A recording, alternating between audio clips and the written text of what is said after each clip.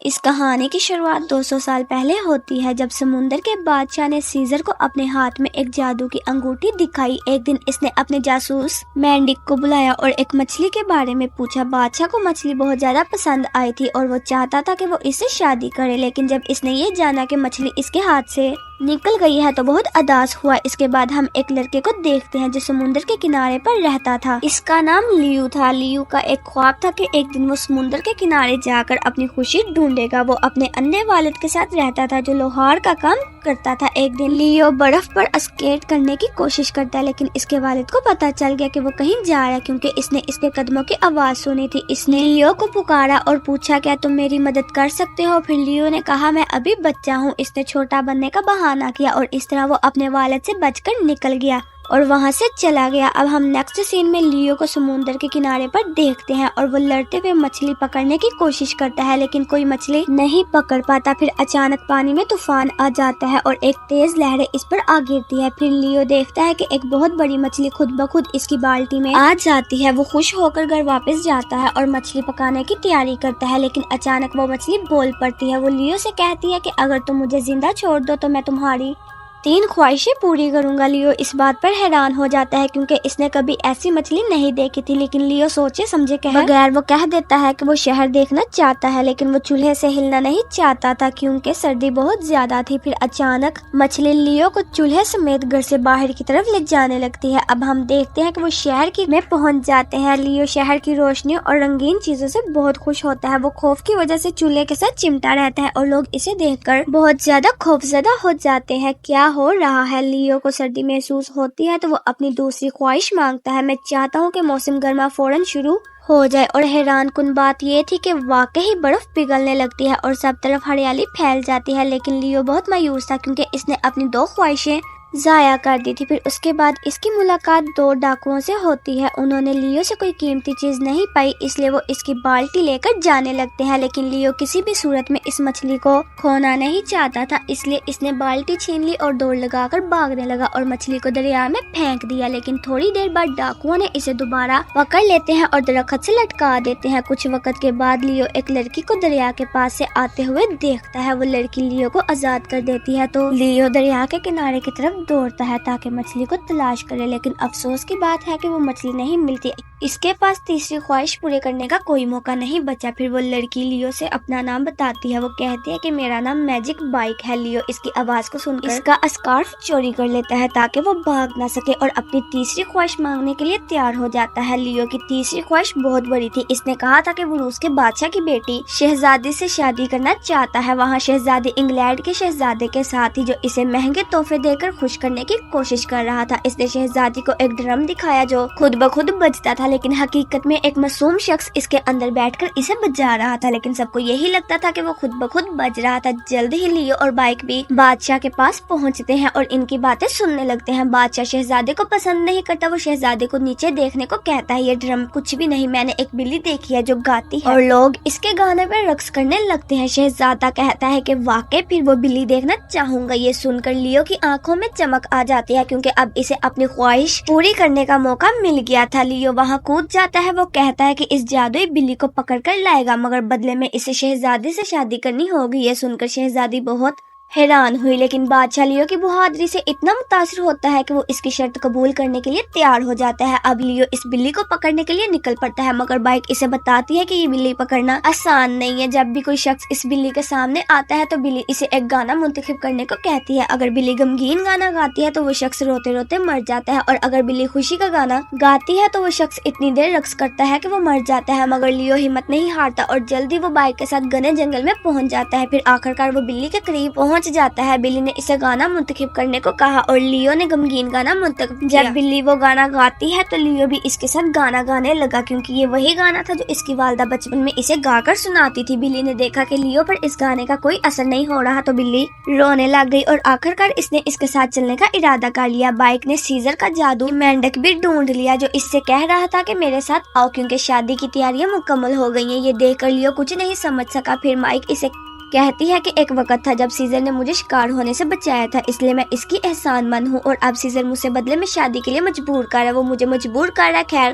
لیو اور بلی شاہی محل پہنچ گئے جہاں شہزادہ شہزادی کے لیے ہاتھ مانگ رہا تھا، لیکن اس وقت لیو بلی کے ساتھ اندر جاتا ہے۔ بلی نے گانا شروع کر دیا اور سب خود بخود رقص کرنے لگتے ہیں۔ بادشاہ نے لیو کو حکم دیا کہ وہ بلی کو لے کر جا کر باہر نکالے۔ بادشاہ لیو کی بہادری سے متاثر ہوا اور اس کی شرط منظور کرنے کے لیے تیار ہو گیا، لیکن شرط پوری ہونے کے باوجود شہزادی ایک عام آدمی جیسے لیو سے شادی نہیں کرنا چاہتی تھی، اس لیے اس نے لیو کو ایک اور مشکل کام دینے کا فیصلہ کیا۔ شہزادی نے رات کو اپنی مری ہوئی ماں کی روح سے ملاقات کی۔ اس کی روح نے لیو کے لیے ایک مشکل کام بتایا۔ اگلے دن شہزادہ بادشاہ کو متاثر کرنے کے لیے شہزادہ اپنی نئی جادوئی جوسر دکھاتا ہے۔ اس میں ایک سادہ آدمی تھا جو پھل اور سبزیوں کا رس نکالتا تھا، اور اب یہ منفرد جادوئی جوسر دیکھ کر بادشاہ بہت زیادہ حیران ہو جاتا ہے۔ اسی دوران شہزادی بھی وہاں پر آتی ہے اور اپنی اگلی شرط بتاتی ہے۔ اس نے کہا کہ مجھے ایک جادوئی کپڑا چاہیے جو میز پر رکھا ہو اور فوراً کوئی کھانا نکال دے۔ یہ سن کر بادشاہ نے لیو کو بلایا اور اسے یہ کپڑا تلاش کرنے کی ذمہ داری دی۔ جلد ہی لیو اور پائک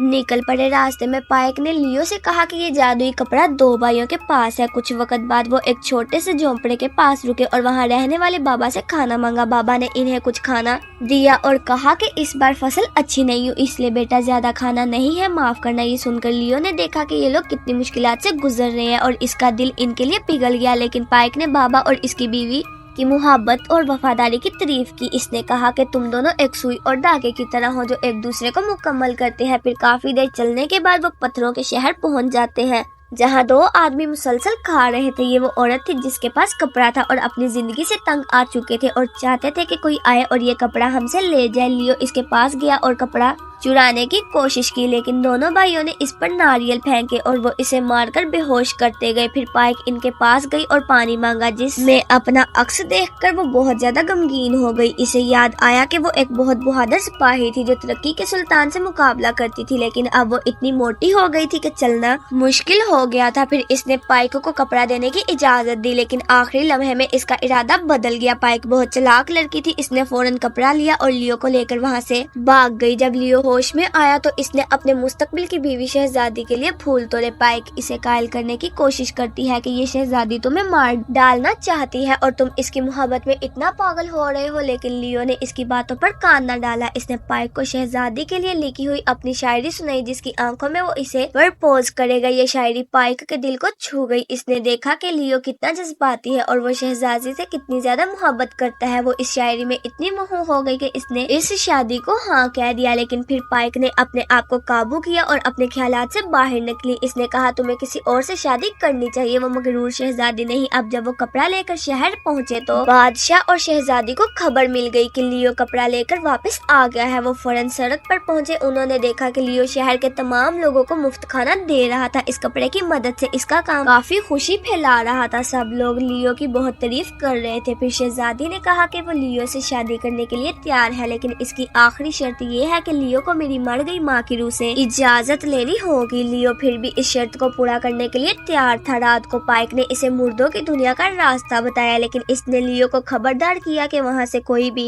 واپس نہیں آ سکتا، لیکن لیو پھر بھی اس کی باتوں سے خوفزدہ نہیں ہوتا۔ راستے میں وہ دونوں لیو کے والد سے ملے، لیکن لیو خفیہ طور پر آئی تاکہ اس کے والد کو یہ نہ پتا چلے کہ وہ یہاں پر ہے۔ اسی دوران اس کے والد نے پائک کے سامنے لیو کی ساری اچھی باتیں کی۔ جلدی اس نے یہ سمجھا کہ لیو بھی یہاں ہے اور اسے آواز دے کر بلایا۔ لیو اپنی ساری شرارتوں کے لیے اس سے معافی مانگتا ہے اور پائک سے اپنی آخری خواہش مانگنے کا فیصلہ کرتا ہے کہ اس کی والد کی آنکھوں کی روشنی واپس آ جائے۔ پائک نے اس کی خواہش پوری کی اور اس کے والد کو مکمل طور پر شفا مل گئی۔ جب وہ دریا کے کنارے پہنچے تو لیو نے پائک کا شکریہ ادا کیا اور اس کا اسکارف واپس کر دیا، لیکن پائک پھر بھی اس کے ساتھ آگے چلتی رہی۔ پھر وہ دونوں مردوں کی دنیا میں پہنچ گئے۔ وہاں کا بادشاہ ان سے ملنے آیا تھا اور یہ بات سامنے آئی کہ پائک اس کی بیٹی ہے جو اپنے والد کے غصے کی وجہ سے مچھلی بن گئی تھی۔ یہ اس پر ایک قسم کا قرض تھا۔ پائک نے اپنے والد سے کہا کہ شہزادی کی ماں کی روح کو بلائے، اور جب اس کی روح آئی تو یہ بات سامنے آئی کہ اسے بھوک کی وجہ سے سزا ملی تھی جس کی وجہ سے وہ مر گئی تھی۔ لیو نے شہزادی کی ماں سے کہا کہ میں تمہاری بیٹی سے شادی کرنا چاہتا ہوں، لیکن وہ انکار کر دیتی ہے۔ پائک کے والد نے سوچا کہ اسے اس لڑکے کی مدد کرنی چاہیے تو اس نے شہزادی کا قرض ہٹا دیا اور اسے کھانا کھانے دیا، جس سے وہ شادی کرنے کے لیے راضی ہو گئی۔